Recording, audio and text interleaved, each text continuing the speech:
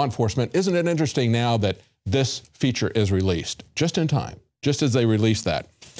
Now, as they point out, it's possible for Google to submit to a legal demand. Of course, it is possible for them to do it.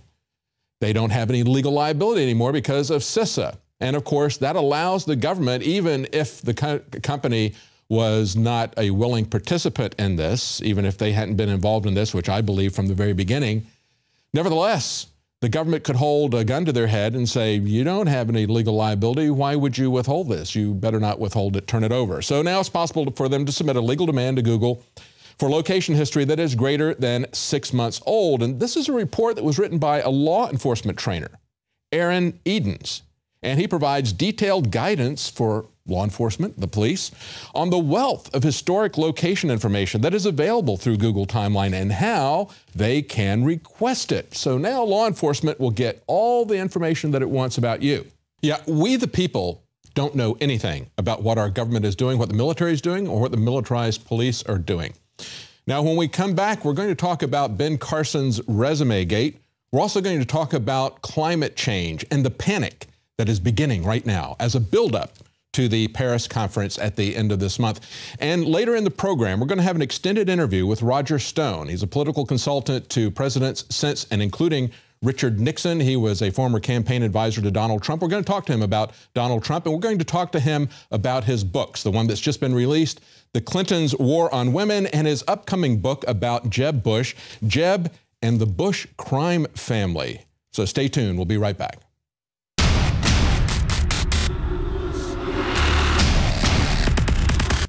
Unfortunately, you've grown up hearing voices that incessantly warn of government as nothing more than some separate, sinister entity that's at the root of all our problems. It's time to stop submitting to this tyranny. It's time to realize that we're being enslaved.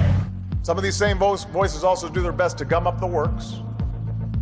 They'll warn that tyranny is always lurking just around the corner. Tyranny with a capital T. You should reject these voices.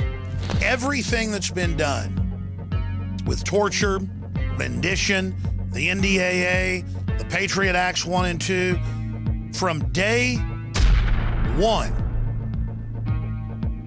was focused on the American people, period. That's it. It's always been about erasing the Bill of Rights and Constitution and rolling out NSA spying publicly, saying it's for Al-Qaeda, rolling out torture, saying it's for Al-Qaeda, but it's really for the general public, rolling out total control and the end of any underground free market systems in the name of fighting Al-Qaeda, but really shutting down any type of free commerce.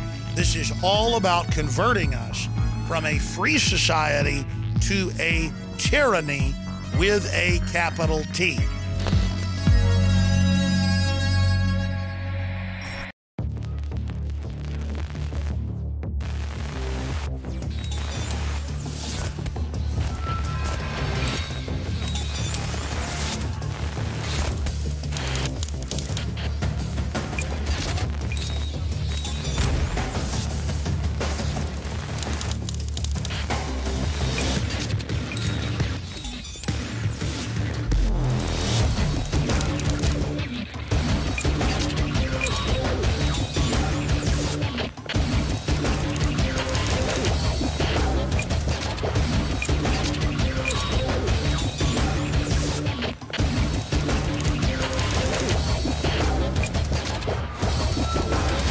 Clean, pure drinking water. You can't survive without it. But where do you get it? Alexa Pure Pro is a brand new, groundbreaking, gravity-fed water filtration system that is like no other. The Alexa Pure Pro transforms water from virtually any fresh source into clean, healthy drinking water, pairing the unprecedented superfiltration power of an all-new gravity block core with a hybrid chromatic shell. It removes up to 99.999% of impurities, including bacteria, viruses, fluoride, disinfectants, volatile organic contaminants, and hormones.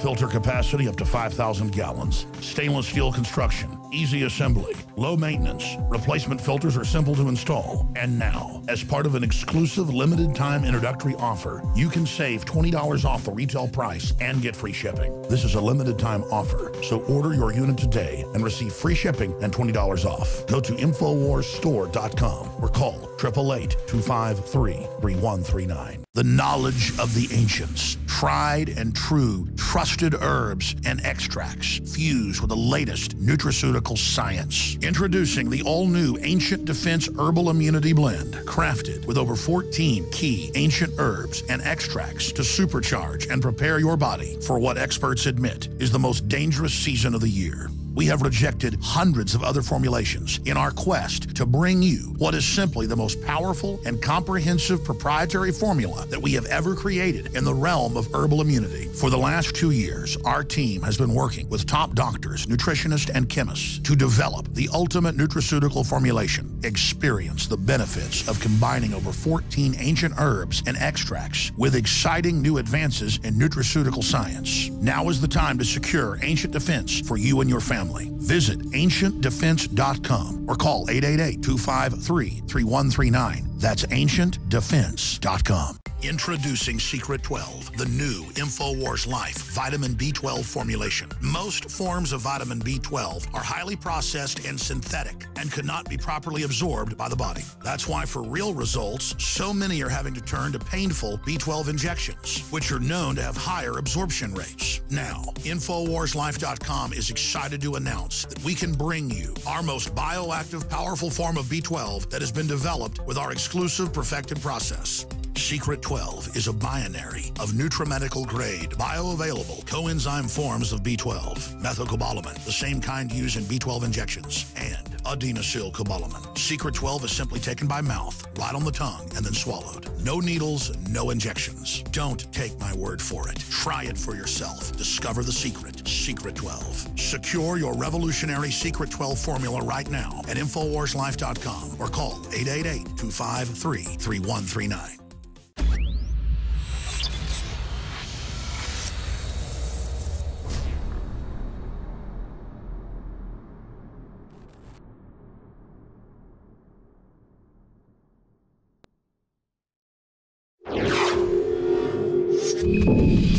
Is it fair to question a resume candidate on his resume? Ben Carson is a resume candidate. He's running on himself as a person, talking about how honest and how humble he is. Is it fair to question the details? Of course it is. Let's get over this idea that there is some objective media out there. The leftist media is going to vet the GOP candidates very hard, just like the conservative media vetted Obama.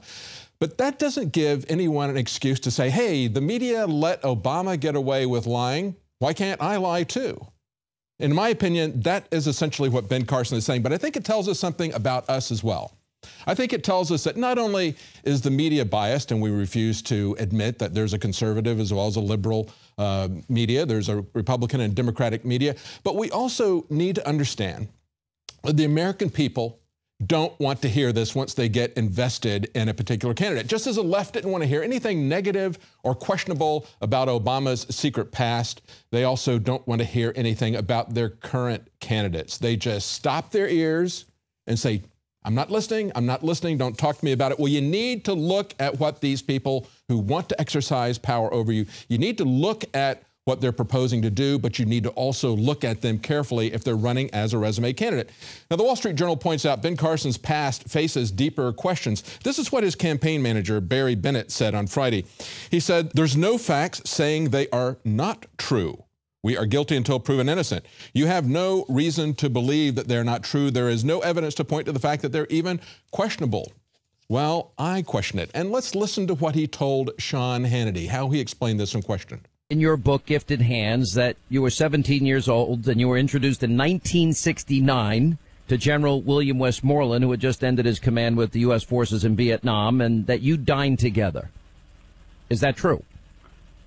It may well have been, but what I mean, did you hear that? When Sean Hannity asked him point blank, is that true? And Ben Carson said, well, it might have been.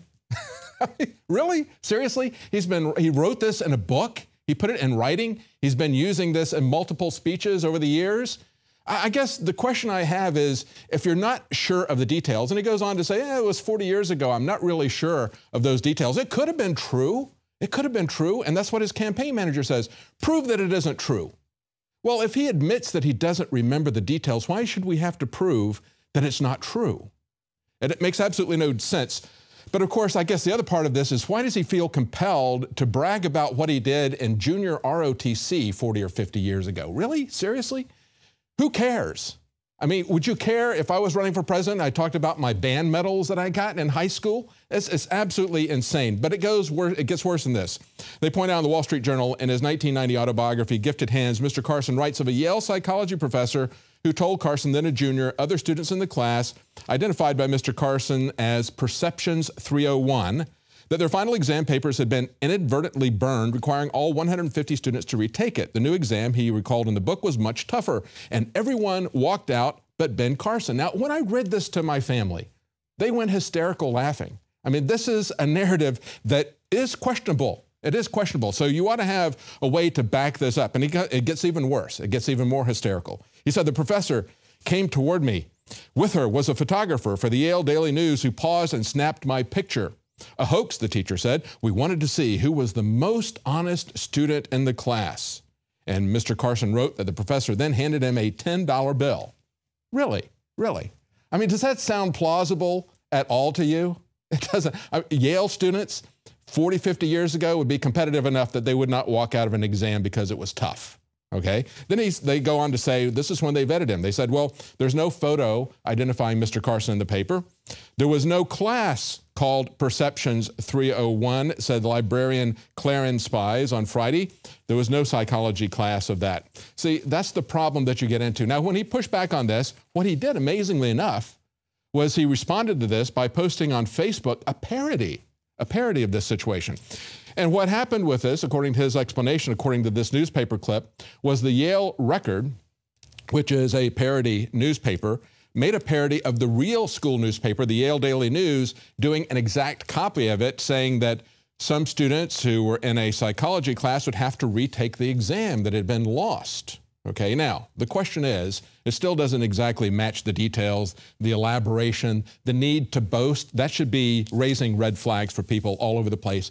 But if that's true, understand that what Ben Carson is telling us is that he was owned by an Onion type of publication, that he went back and he took an exam that was a hoax, and he still, 40 or 50 years later, doesn't get it.